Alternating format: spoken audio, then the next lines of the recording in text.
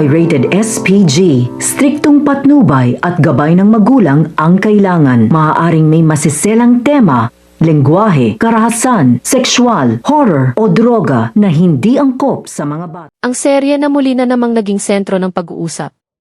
Ang Batang Quiapo. Isang palabas na hindi lang basta nagbigay ng aksyon at drama, kundi nag-iwan ng napakalalim na marka sa puso ng milyon-milyong manonood habang sariwa pa sa alaala ng mga taga-subaybay. Ang huling gabi ng serye, unti-unti ring lumilitaw ang iba't ibang pananaw, iba't ibang reaksyon, at iba't ibang damdamin mula sa mga taong naging bahagi ng produksyon at maging sa mga netizens na matagal na sumubaybay sa bawat yugto ng kwento. At sa gitna ng lahat ng usapan na ito, isang pangalan ang muling naging sentro ng atensyon. Si Joel Lamangan, isang award-winning director na matagal nang kinikilala sa industriya ng pelikula. Ngunit sa pagkakataong ito, hindi lamang bilang direktor, kundi bilang aktor. Sa seryeng Batang Quiapo, ginampanan ni Joel Lamangan ang karakter na si Ruda. Isang karakter na noong una, tila simpleng bahagi lamang ng napakalawak na mundo ng kwento. Ngunit habang tumatagal, unti-unting naging malinaw na ang presensya ni Ruda ay may mas malalim na kahulugan sa takbo ng naratibo, sa likod ng matapang, mapanganib, at minsan ay madilim na imahe ni Ruda. May dahilan kung bakit naging makabuluhan ang kanyang paglitaw sa serye. Hindi rin basta-basta pumasok si Joel Lamangan sa proyektong ito. Hindi iyon padalos-dalos na desisyon. Ngunit ayon mismo sa kanya, nang personal siyang kausapin ni Coco Martin, agad niyang naramdaman ang respeto at ang profesionalismo sa imbitasyong iyon. Si Coco Martin, na hindi lamang bida ng serye, kundi siya ring direktor, ay kilala sa industriya bilang isang taong marunong makipag-ugnayan at marunong magpahalaga sa kanyang mga kasamahan sa trabaho. Kaya nang ipaliwanag ni Coco Martin kay Joel Lamangan kung ano ang papel ni Ruda sa kwento ng Batang Quiapo, hindi na nagdalawang isip ang veteranong direktor. Sa isip ni Joel Lamangan, may ilang malinaw na dahilan kung bakit niya tinanggap ang alok na iyon. Una, aminado siya. Maganda ang bayad sa proyekto. Ngunit higit pa roon, may isa pang bagay na mas mahalaga para sa kanya.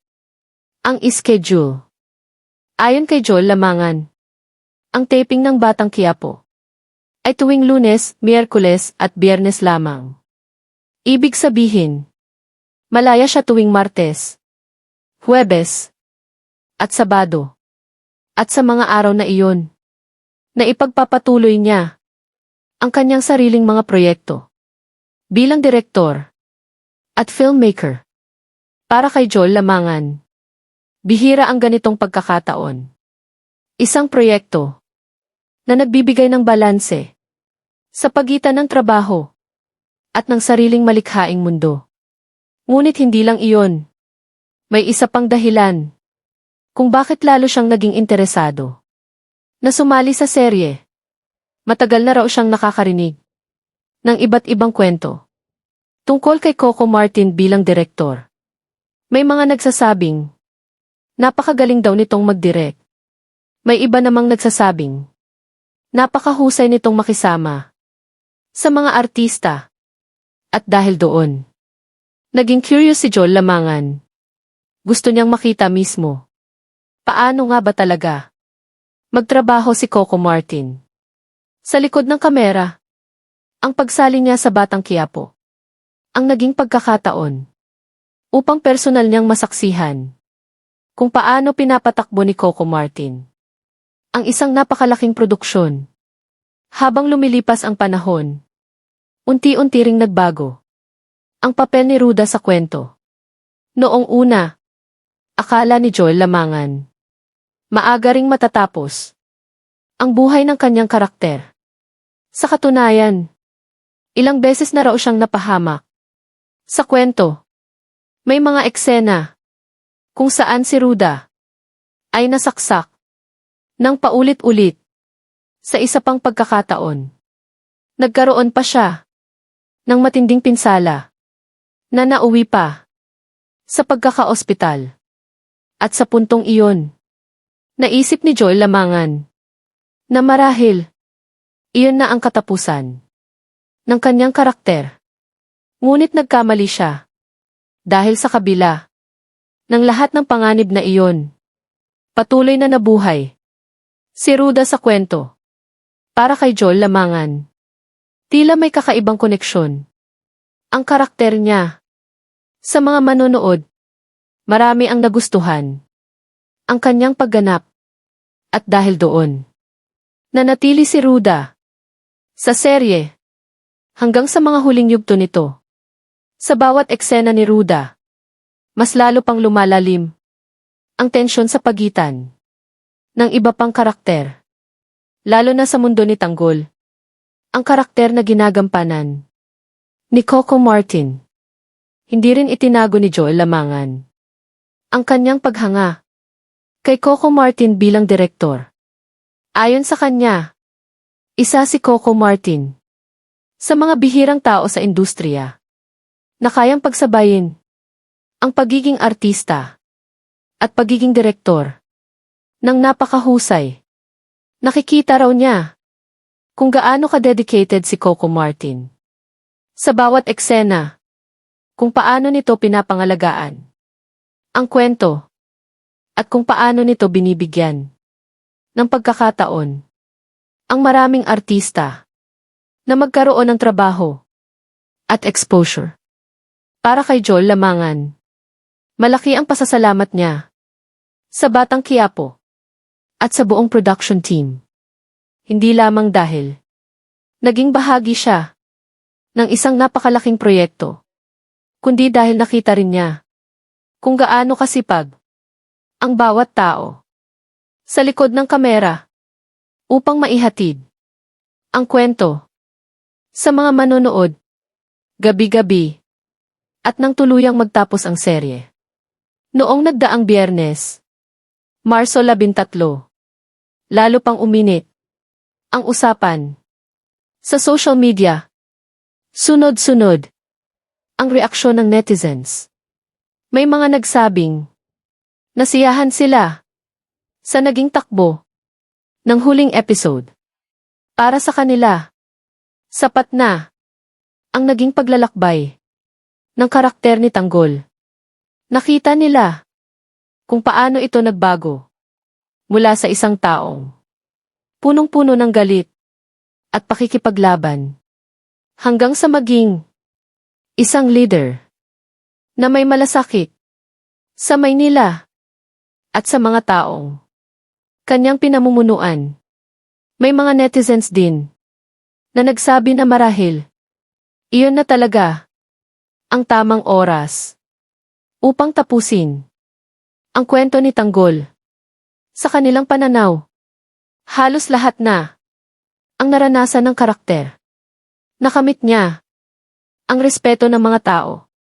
Nalampasan niya ang napakaraming pagsubok at napatunayan niya ang kanyang kakayahan bilang pinuno. Kaya para sa ilan, wala nang ibang malaking conflict na kailangang idagdag sa kwento. Ngunit hindi rin nawala ang mga manonood na nakaramdam ng pagkabitin. Para sa kanila, tila may ilang bahagi ng final na masyadong pinadali. Isa sa mga pinakapinag-usapan, ang eksena kung saan nasaksak si Tanggol. Ayon sa ilang netizens, kulang sa bigat ang naging resolusyon ng pangyayaring iyon. Sa isang eksena, makikita siyang malubhang sugatan. Ngunit sa sumunod na tagpo, tila agad siyang nakabangon at nakatayo muli sa harap ng maraming tao. Para sa ibang manonood, Mas magiging makatotohanan sana kung ipinakita ang proseso ng kanyang paggaling. Isang eksena ng pagkakaospital. Isang yugto ng pagpapagaling. Isang sandali ng pagbangon. Bago niya harapin muli ang mga tao at magpasalamat sa kanilang suporta dahil hindi iyon masyadong naipakita. May ilan na nagsabing tila minadali ang ilang bahagi ng final. Ngunit sa kabila ng lahat ng reaksyon, isa lamang ang malinaw. Ang Batang Quiapo ay naging napakalaking bahagi ng telebisyon sa loob ng halos 3 taon sa pangunguna ni Coco Martin bilang tanggol at bilang direktor ng serye. Dahil matapos ang huling gabi ng Batang Quiapo, tila muling nabuhay ang maraming alaala ng mga manonood, mga eksena na nagpaiyak, mga eksena na nagpagalit, at mga eksena na nag-iwan ng matinding kaba sa bawat gabi ng panonood. Isa sa mga bagay na patuloy na binabalikan ng mga taga-subaybay ng serye ay ang napakahabang paglalakbay ng karakter na si Tanggol na ginampanan ni Coco Martin. Sa simula ng kwento, si Tanggol ay hindi isang perpektong bayani. Sa katunayan, isa siyang lalaking lumaki sa gitna ng kahirapan, sa gitna ng galit, at sa mundong puno ng panganib. Isang lalaking napilitang matutong lumaban upang mabuhay. Ngunit habang tumatagal ang serye, unti-unting nagbago ang direksyon ng kanyang buhay. Ang lalaking dating kilala sa kanyang tapang sa pakikipaglaban ay naging isang leader na natutong mag-isip hindi lamang para sa sarili, kundi para sa buong komunidad na kanyang pinoprotektahan. Ito ang dahilan kung bakit napakalakas ng koneksyon ng mga manonood kay Tanggol. Hindi siya perpekto. Nagkamali siya. Nadapa siya. Nasugatan siya. Hindi lamang sa katawan, kundi pati sa puso. At marahil, iyon ang dahilan kung bakit maraming tao ang tunay na nakarelate sa kanyang kwento. Habang pinag-uusapan ng mga netizens ang naging ending ng serye, marami rin ang nagsimulang magbahagi ng kanilang mga paboritong eksena. May mga nagsabing hinding-hindi nila makakalimutan ang mga matitinding sagupaan na kinaharap ni Tanggol. May iba naman na nagsabi na ang pinakatumatak sa kanila ay hindi ang mga eksena ng aksyon, kundi ang mga sandali kung saan makikita ang mas malambot na bahagi ng kanyang pagkatao. Ang mga sandaling ipinapakita niyang handa siyang magsakripisyo para sa ibang tao. Ang mga sandaling ipinapakita niyang kaya niyang magpatawad. At ang mga sandaling ipinapakita niyang kaya niyang magbago. Samantala, may isa pang aspeto ng serye na patuloy na pinupuri ng maraming manonood, at ito ay ang lawak ng mundong binuo ng Batang Quiapo. Sa loob ng halos 3 taon, nakilala natin ang napakaraming karakter, mga kaibigan, mga kalaban, mga taong nagbago ng landas ng kwento. Isa na nga rito, ang karakter na si Ruda, na ginampanan ni Joel Lamangan. Bagamat hindi siya ang pangunahing bida, malaki ang naging papel niya sa paglalim ng tensyon sa kwento. Ang kanyang karakter ay isa sa mga nagpapatunay na sa mundo ng Batang Quiapo, walang karakter ang basta lamang palamuti. Bawat isa ay may papel. Bawat isa ay may epekto sa takbo ng kwento. At ayon mismo kay Joel Lamangan, isa sa mga bagay na kanyang napansin habang ginagawa ang serye ay ang paraan ng pamumuno ni Coco Martin sa set. Hindi raw ito ang tipikal na estilo ng isang direktor na nakaupo lamang at nagbibigay ng utos. Sa halip, nakikita raw niya Kung paano personal na nakikialam. Si Coco Martin. Sa bawat detalye ng eksena. Kung paano niya pinapakinggan ang mga ideya ng kanyang mga kasamahan. At kung paano niya sinisiguro ang bawat eksena ay may emosyon at may bigat. Para kay Joel Lamangan, ito ang isa sa mga dahilan kung bakit naging matagumpay ang serye.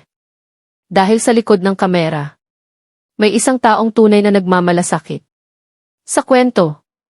Ngunit sa kabila ng tagumpay na iyon, hindi pa rin maiwasan ang ilang tanong mula sa mga manonood. May ilan na nagtatanong, posible kaya na magkaroon pa ng panibagong kwento mula sa mundong ito? May ilan na umaasang baka balang araw ay muling makita ang ilang karakter mula sa Batang Quiapo. Marahil sa ibang anyo, marahil sa ibang kwento. Dahil kapag ang isang serye ay nag-iwan ng ganito kalalim na marka, hindi ito basta nawawala sa puso ng mga manonood. Ito ay patuloy na nabubuhay sa bawat alaala, sa bawat eksena, at sa bawat diskusyon na patuloy na nagaganap hanggang ngayon.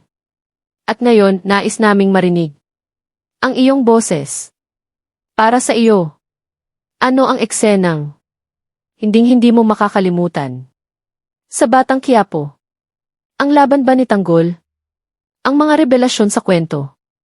O ang mga karakter tulad ni Ruda na nagbigay ng kakaibang kulay sa serye? At kung ikaw ang tatanungin, dapat ba talagang doon na nagtapos ang kwento ni Tanggol? O naniniwala ka na may isa pang kabanata na dapat pang ikwento? Isulat ang iyong sagot sa comment section. Pag-usapan natin ito. At kung gusto mo pa ng mas marami pang kwento, mga revelasyon, at mga diskusyon tungkol sa mga paborito mong serye, huwag kalimutang mag-subscribe at pindutin ang notification bell. Dahil sa channel na ito, hindi natatapos ang kwento.